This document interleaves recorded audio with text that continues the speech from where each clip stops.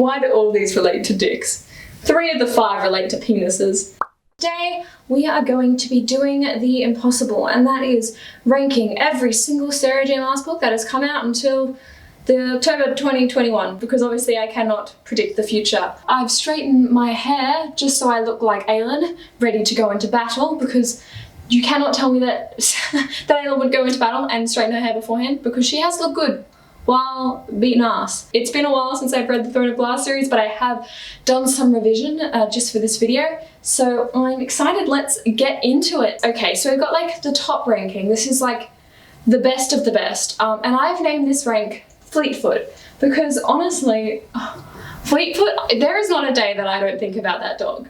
If you haven't read Throne of Glass, this dog is beautiful, and he's sweet and kind, and he's a dog. That's all you need to know. So the next tier down from that is like, it's impressive tier, and that is that wingspan though.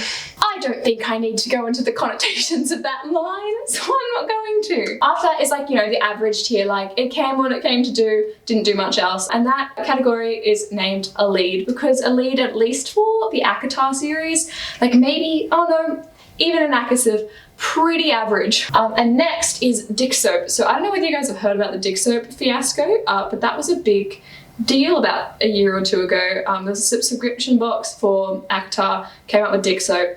I'd put it in the second bottom tier because like it exists, but I'm okay that it exists. I acknowledge its place in the world.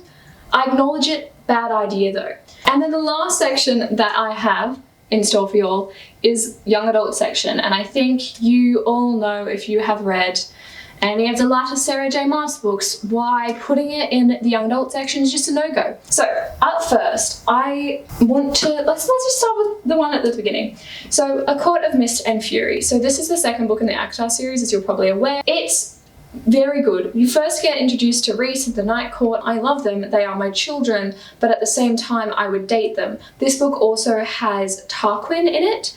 I think that's his name, the guy from the Summer Court, and I would date Tarquin in a second. So because of that, I am going to put this in that wingspan though, because that is when we get introduced to that wingspan though.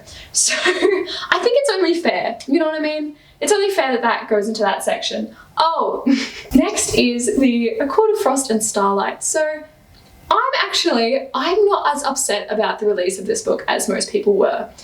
I know that people found this really offensive because it was essentially just a Christmas fan fiction. And I understand where people are coming from there, and I do think that Sarah could have maybe even incorporated this in Akasaf to a degree.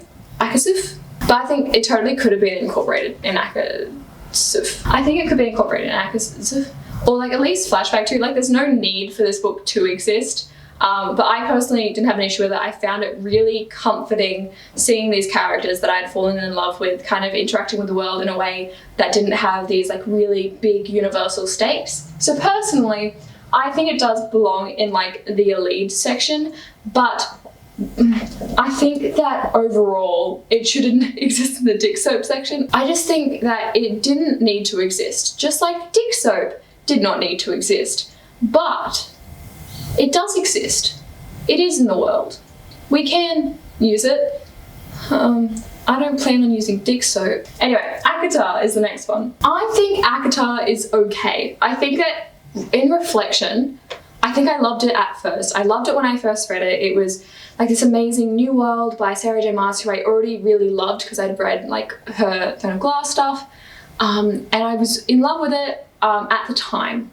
I do think as an individual book, just standing by itself, it is kind of average. I think that it is like an okay introduction to the world, but I do think that there are many things that should have been done differently. But at the same time, I think that it's really impressive for actually like going out and like presenting a toxic relationship, making people fall in love with this toxic character, and then kind of flipping the script, which I think is really similar to what, pardon me, toxic relationships are like in real life. Like you don't realize that it's toxic until you're like knee deep in it, you know? I think I'm gonna put it up to that wingspan though, just because I love it. I love it so much. Now, Aqua. Here is my admission. I don't remember any of Aqua that wasn't mentioned in Akasif. I know like the key plot points in my head, but I don't think I have any real emotional connection to the events that happen in this book. And I know that might be controversial. I just don't think Sarah J Maas is very good at writing conclusions. So I am going to put this in the dick soap section.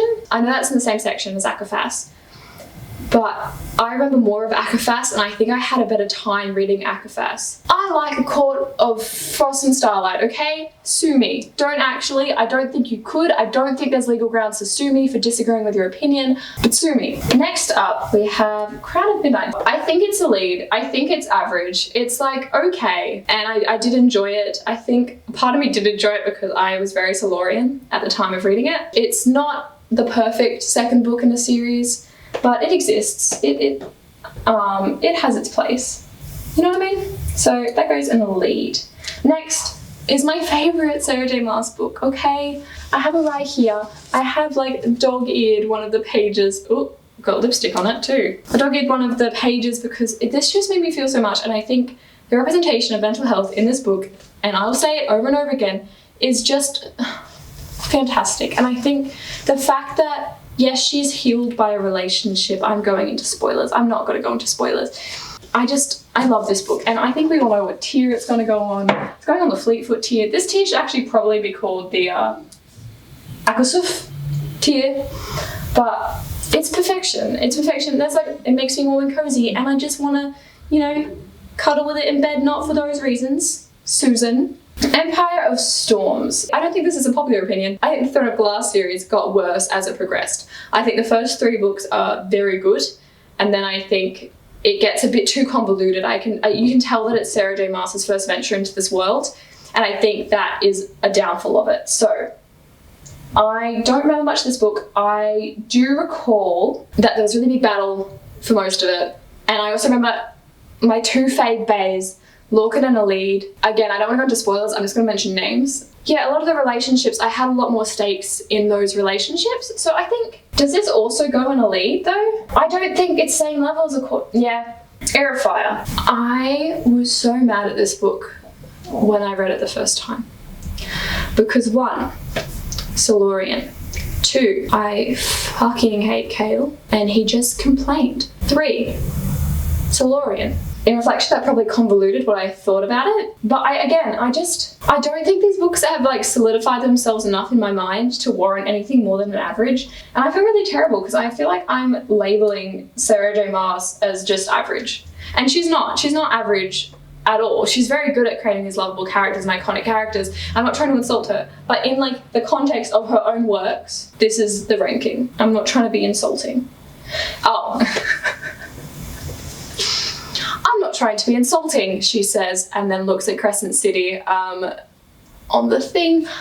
Okay, so I have Crescent City right here. It's underneath my computer, acting as a computer stand because I don't have one. And I got 126 pages in, I think, maybe 200 even. I really hated it. I just genuinely couldn't get through it. I think they killed a lot of the good characters to begin with, and then kind of it went into a very smutty fan fiction pathway that I really didn't care for. I think there was a lot of over-sexualization of characters, and while I think it's good that we're like touching on sexuality in books, I think that's amazing. I think that over-sexualizing people and like reducing their personality to that sexuality, male and female, isn't very effective, and I got really tired of hearing about how muscly people's backs were. So for that reason, I hated it, and it's going in the young adult section. And it shouldn't be, because it's definitely not young adult. Do people actually like Crescent City? Because I've heard people rave about acotar, but I haven't really heard people talk about Crescent City. Kingdom of Ash. So this cover is phenomenal, but that's about the most that I recall of this book. I think it might go in the lead section because I don't remember much of it. Why is this a song? Maybe it's in the dick soap section.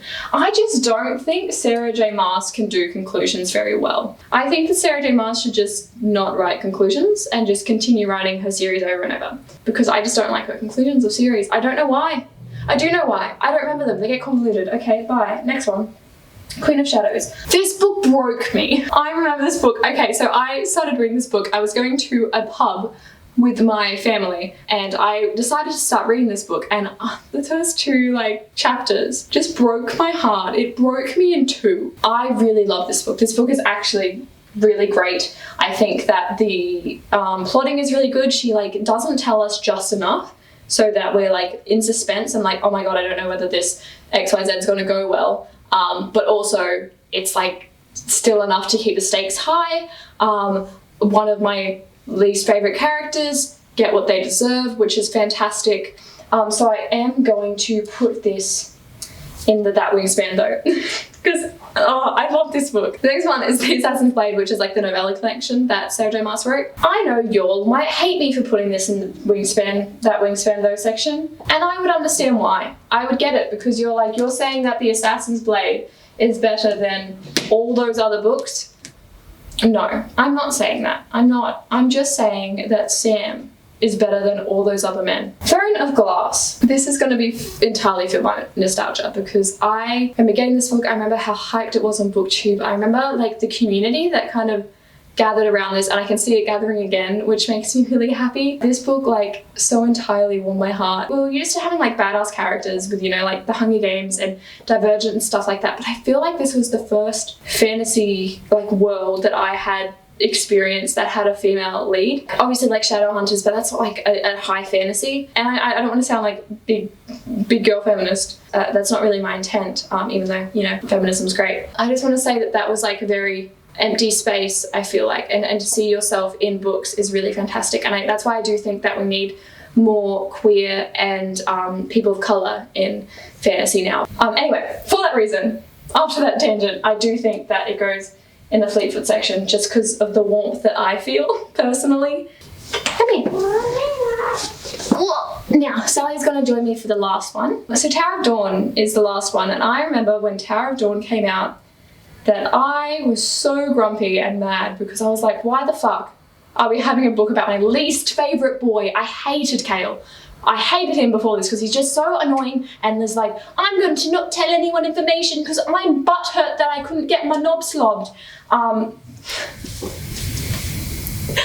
Yeah, but I read this book and Sarah J Maas just like, how the turntables. And for that very reason, it goes in Fleetwood. Sarah J Maas deserves that just for flipping my opinion on a character, which is very hard to do. I'm a very stubborn person, so I think Sarah deserves that 100%. We're gonna keep her there. So thank you so much for watching. I hope you enjoyed ranking all the Sarah J Maas books. If you disagree with my opinions, please also, I want to discuss. I haven't really created any other videos like this, but I really want to. So if this sounds like something you're interested in, please subscribe. I'm loving making content, and I will see you next week with a new video.